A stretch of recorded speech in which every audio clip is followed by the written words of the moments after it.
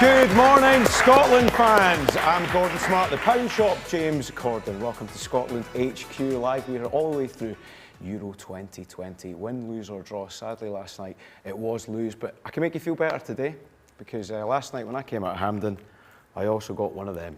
Thank you very much, Glasgow Council. Brilliant, 60 quid. Magic. Right, please do get in touch with us on all the official Scotland national team channels.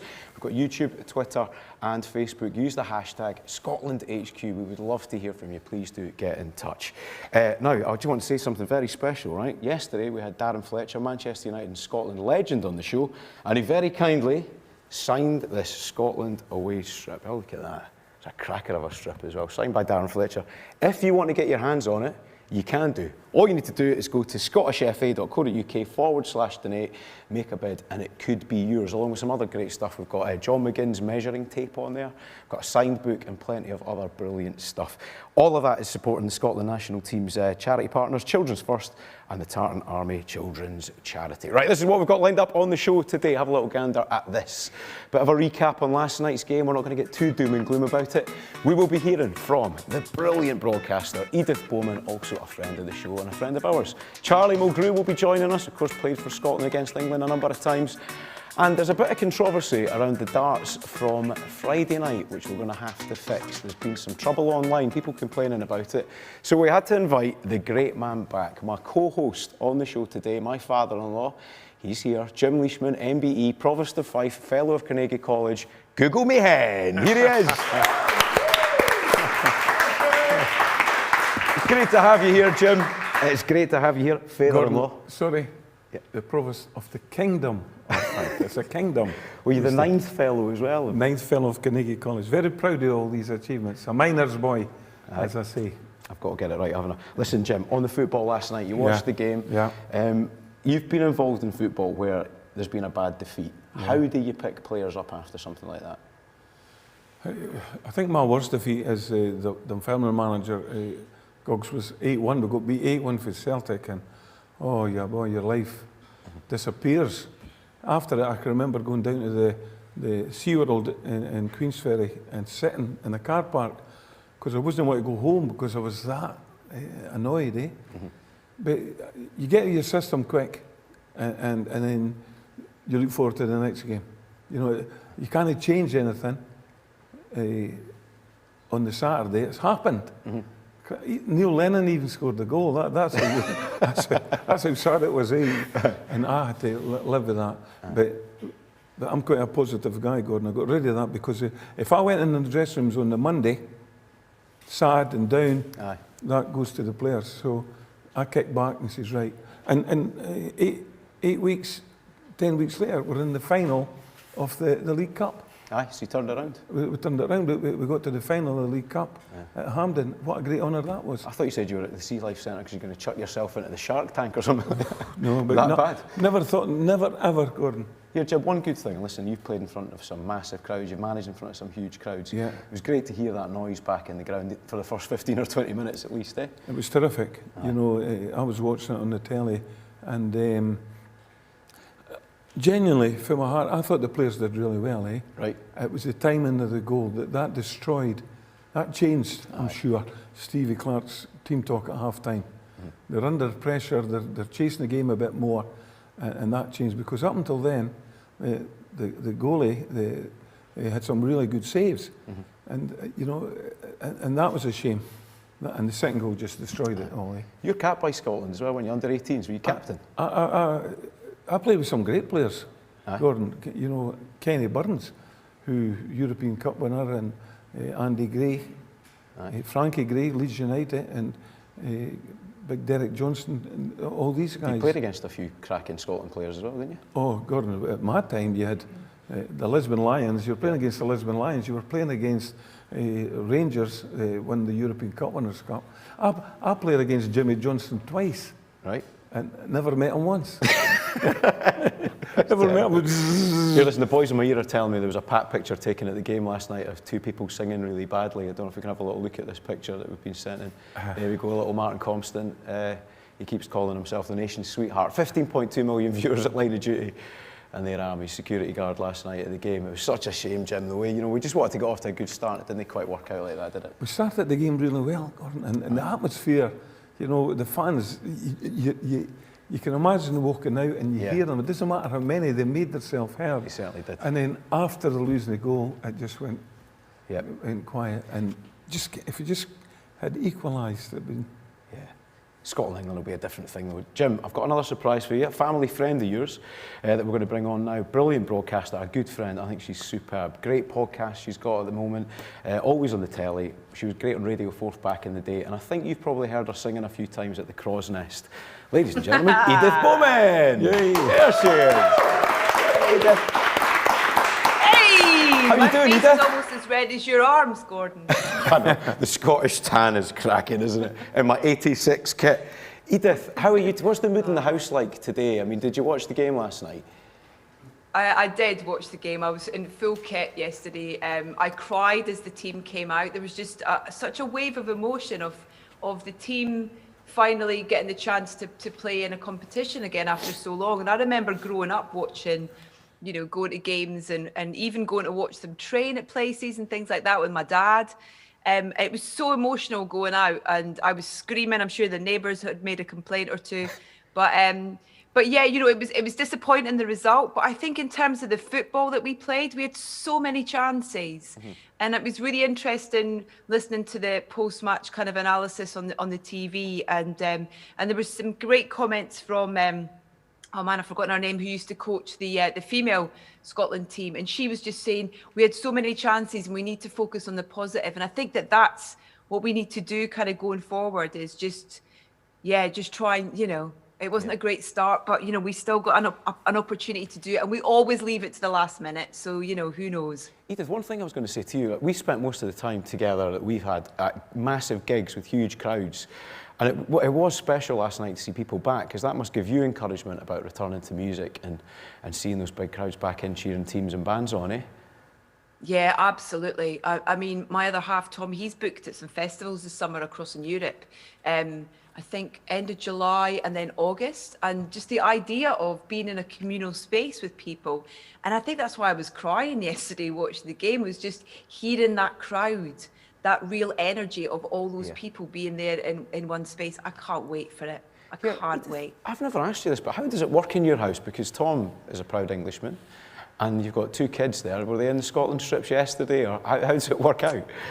Well, luckily enough, Tom's actually in Lincoln at the minute working on a new editor's record. So it was a fully Scottish household yesterday. Yeah. So the boys were actually at school.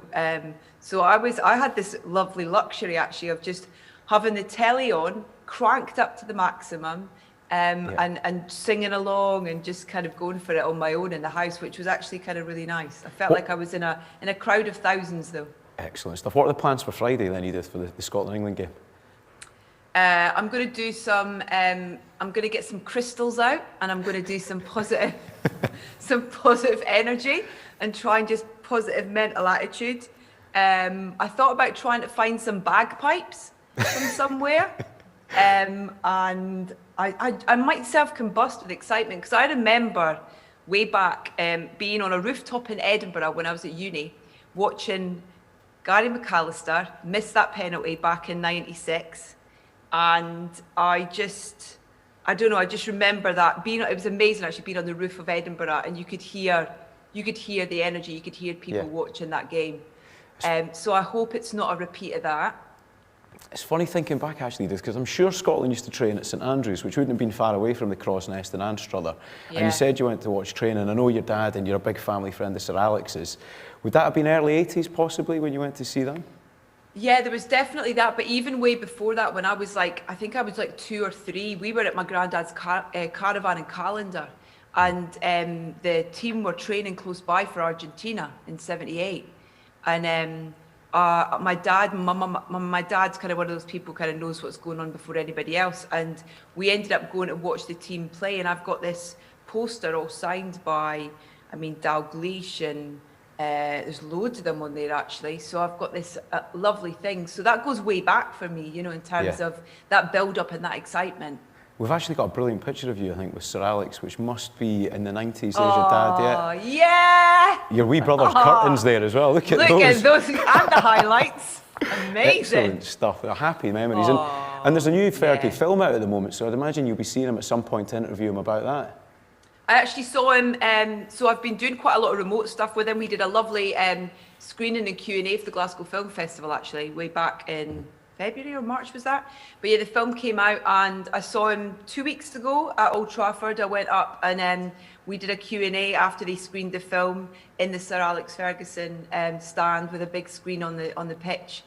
And his son Jason directed it, which wasn't always going to be the case, but it was the right decision because he was able to ask questions that a lot of people probably wouldn't have had the confidence to ask, shall we say. Here's the bit you're going to get nervous at now, Edith, because I'm going to bring in the father-in-law here. Yes, the promise! The promise is here. Hey, Jim, cast your mind back. Cast your mind back to those nights in the Crow's Nest when a very young Edith Bowman was singing on stage. She was terrific, Gordon. Yeah. What a class act, eh? And you always get Edith the same. She's always got that cheeky smile, and I think she takes after her mum, eh? Because you always get her mum the same. And what a great family, Gordon, eh? A tremendous I just don't do the Tina Turner impression. That's the difference between Mum and I don't know if you remember, I've been witness to that, Jim. Oh, I've witnessed it. And I remember you on stage at the Cross, getting up there, dancing with Mary and going round, and you're singing with the band, and it was great. I used to change her nappies, Gordon. I was going to ask if you've been doing a bit of the hand solo and been cryogenically frozen there, Jim, because you're looking fabulous. Oh, well, oh, gee whiz. Would you two stop flirting? No, Jim, Gordon, could you move over, Gordon, right? Stop cutting my grass, Gordon. Edith was trying to cut my grass here. Dearie me, right. Edith, stick around just a little bit longer if you don't mind. Jim, you just behave yourself for 5 minutes. We're going to have a little look at some of the social media messages we've been sending. Hashtag ScotlandHQ if you'd like to get in touch with us, by the way. We'd love to hear what you're saying. Let's have a little gander. Right, here's Gordon here. He's saying, this Scotland HQ is better than Soccer AM. Get a show like this on every Saturday morning. How about we do Keeping Up with the Kardashians, but a Leishman version, Jim? Oh, keeping up with a big leash, that would be great. Living with leash? Living with a leash, that would be great. Fife royalty, let's see if there are any more here. What have we got? Here we go. This is Sean Davenport. Today's working from home setup, 3 screens there, about a Coke Zero. Robbo looking very serious. Thanks for that message. Sean, what else we got? Now that there you go, Jim. That's the life. Brandon there, who might be a Rangers fan, judging by his handle. The hot tub, Jim. You got one in the back garden? Yeah, everything, Gordon. Have you got the hot tub? For 6. For 6. For 6. Of course, there's sunbeds as well. Everything, Gordon. Everything. Come on. Free invites. Don't invite Edith to your hot tub, Jim. I told you not to invite her. She's been already. Right, okay. I've got another invite today on the show. We've got a great man on. He played for Scotland a number of times against England. It's the one and only Charlie Mulgrew with his 44 Scotland caps. Hello, Charlie. How you doing? Right. Tell you what, Charlie Mulgrew's looking good on the Zoom, isn't he? Handsome man, handsome man. How are you, Charlie? I'm good, how's things? Aye, we're not bad. How's your dog? Great. Here, listen, Charlie, how are you feeling after the game last night? Talk us through it. Give us a perspective of a player who's not that long out of the team. Obviously disappointed, like every Scotland fan is. I mean, there was so much optimism before the game, and we're so delighted to be there, and still are. But you've got always get that hope. Obviously, as a Scotland fan, that we could get the result, and we knew it was a big game yesterday, and it's one I felt we needed to get. But just the 2 goals were just a big blow. But the only way to look at it is, as Jim says, is be optimistic and look towards Friday, because it's still all there to play for, and we always do it the hard way. So that's what I'm hanging on to. Were there chances last night, Charlie? Didn't we? I was quite depressed after the game, but when you look back at it, there were chances. A lot of good chances. I mean, when we look back in the game, there's 3 or 4 clear-cut chances. I mean, Andy Robertson had that one-on-one with the keeper. Albeit still a bit of a distance out. Lyndon Dykes had that one inside the box as well, about 12 yards out on the angle. And these are really good chances. So that's probably the most disappointing thing, because we don't really create a lot of chances and we rely on keeping clean sheets. But yesterday we did have some really good chances, and that's the ones we're going to have to take against England if we're going to have any chance. Charlie, as a footballer, how hard is it to pick yourself up after a defeat like that? And how good do you think these lads are in terms of the resilience? Yeah, they're very resilient, the lads. I mean, they're not in the position they're in for no reason. They're very resilient. They're playing at a good level. They'll go through disappointments every couple of weeks in their teams down south and up in Scotland. So it's really disappointing, the games. I've been there before, and it's all you can think about for till the next game. But you need to somehow find a way of picking yourself up, because there's no other way. You realise there's no other way to do it other than get back in the training ground and work towards the next game. And the next game's England, so there's no bigger game. You pick yourself back up, and the whole nation will be optimistic again and behind the lads again to try and push them on to victory. But they have to just turn it around, focus on the England game, and hopefully if we get that result, then it's right back on. Charlie, you know these boys really, really well, right? Who are the characters that are going to pick everybody up? Who's going to be going around lifting the spirits? John McGinn, Andy Robertson, players like that, players, Scott McTominay, players that have played in games, had big disappointments, and are naturally positive people. These people will rally around the team and get the team going again. The manager, the coaching staff, they'll all be getting round each other now, and they're all a close-knit group in the bubble of the training camp, and we'll all be together and looking forward to the next game. As I say, they'll be desperate to get into training again today, tomorrow, and push towards that England game. But definitely John McGinn will be getting the spirits up. He'll be getting round, getting the coffees in and telling his rubbish stories, which always. Charlie, you played in the 2-2 draw, I think, didn't you, against England? Leading up to that game, what is it like? I mean, did you manage to sleep before the game, or was it just a blur? It's quite relaxing before the game. You're excited, the day's building up to it, but you're relaxed, and then the closer it comes, it's usually usually that afternoon. So after your pre-match meal in the afternoon, the nerves start to build, and you start to think about it then, and it's a huge game. It's very nerve-wracking, but you're also very excited, and it's one you know that everybody's watching, and you've got the nation, the hope of the nation on your shoulders, and it's a great feeling. We were just so unlucky not to come away with the victory that last time. Harry Kane scores in the last minute, and I still live that moment back in my mind. So it's something that will never leave you. These lads have got a chance to make history and beat England at a major tournament, and no matter what happens in the game, it's something that will be in their minds for the rest of their life. So it's a huge moment and pressure for the lads. Here, Charlie. Well said. Now listen, I said at the beginning of this, Charlie's looking good this morning, looking very fresh. So we thought we'd bring him back to earth with some pictures from his past in football. Right, Charlie, have a little gander at this, right? Talk us through some of these pictures. What's going on? I mean, first of all, is that actually you? And what's going on there? You know what happened there? We were 2-0 down against Norway away, and that's me. Austria away, sorry, and that's me scoring the winner in the last 5 minutes. Get my second yellow card. I'm trying to get my strip. I've took it off and I'm trying to get it back on there. End up getting sent off, and we drew 3 each. So that was a high moment to a low moment in the space of 10 minutes. Right, talking of low moments, is this your first wife, or what was happening there? Oh, okay, that's one of the training sessions where the fans are allowed in. I think that woman was quite small, so somebody on my knees for the picture. Good man. Right, Charlie, check this one out. Right, this is the Scotland football team, well, and also a boy band by the looks. Who is this? Who have you got here? Right, that's Craig Reid, Michael McGlinchey, Rocco Quinn, Michael Gardine, and me. That's our first call. That's outside Celtic Park. That's our first call up for Scotland under 19s. Yeah, time's been good to you, Charlie Mulgrew. And what on earth is going on here, right? Right, first of all, talk me through the slides, and then tell me about the baggy trousers. What is going on there? Oh, that was the raid. The bootcut trackies that was the style then, and I'm sure I've got 2 earrings in there. Please don't zoom in, but I keep my hair, but thank God I've grew into the ears. Unbelievable. We've got Jim Leishman here, my father-in-law, the Provost of Fife, who was just telling me a second ago you tried and failed to sign Charlie, is that right? On loan. I don't know if Charlie remembers. It was Craig Robertson, my assistant at the time. He says, look, there's a chance to get... So we inquired about bringing Charlie for a year, Unfortunately it fell through. I don't know if Charlie signed another That extension. kind of rings a bell. Was that after I'd been to Dundee United then? Yes. Yeah, Right, Charlie, I would have got you 50 caps, Charlie.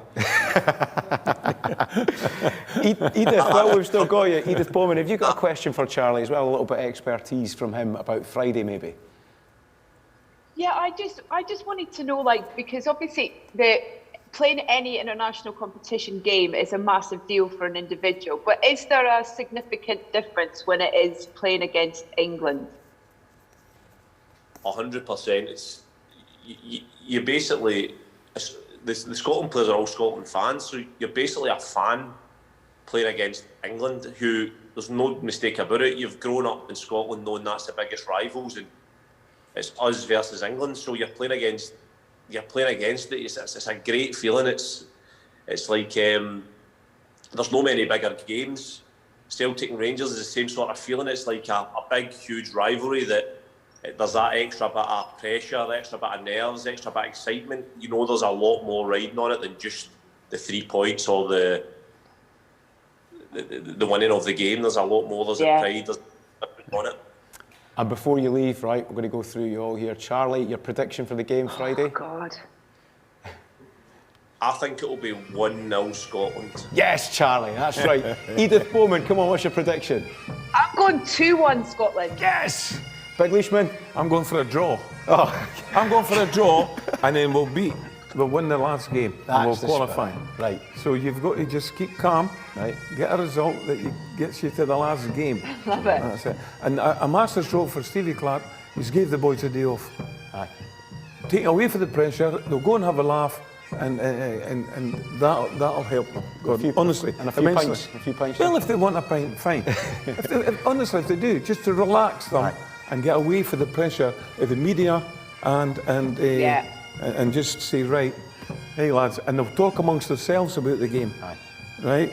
What we're going to do, and I think that's great for good management for Stevie Clarke, in my opinion. Excellent stuff. Well, Edith, Charlie, thanks so much for joining us this morning.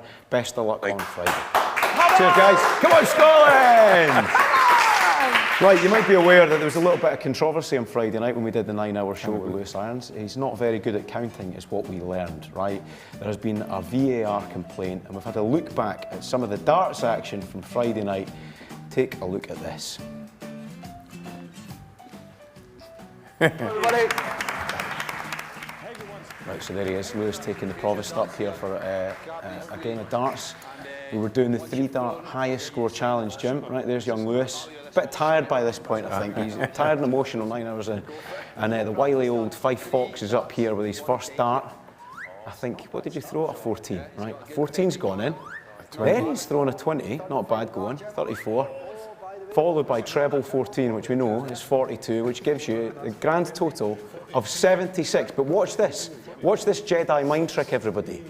This is called Fife pub tricks here. He's like, let me just count this up here, son. I'm not having it. Lewis there, foundation maths at standard grade. 28. Counting this up here. 86. 86! Look at that.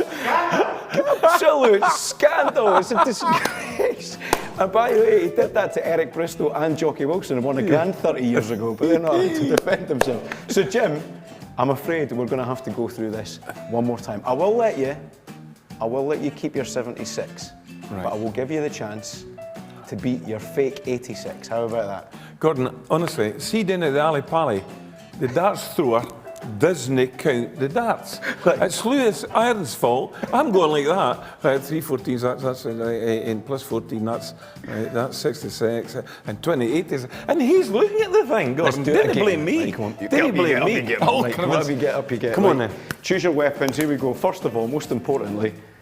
Oh, that's poor. I'm enjoying that. I'm enjoying that. That's poor. Cheerio. Poor. Right, come on. 3 darts. Honestly. I see what you've got then, Provost. Needing a one, right. You're on the black market. Is it? Oh, Listen, here. You won't right, get away with that with irons. You won't get away with me. Come on. Right, come here on, he goes. son. First Dara. Here he goes. Which way's the wind blowing, Jim? That's a treble 9, which we all know is 27. Not a bad start. No bad.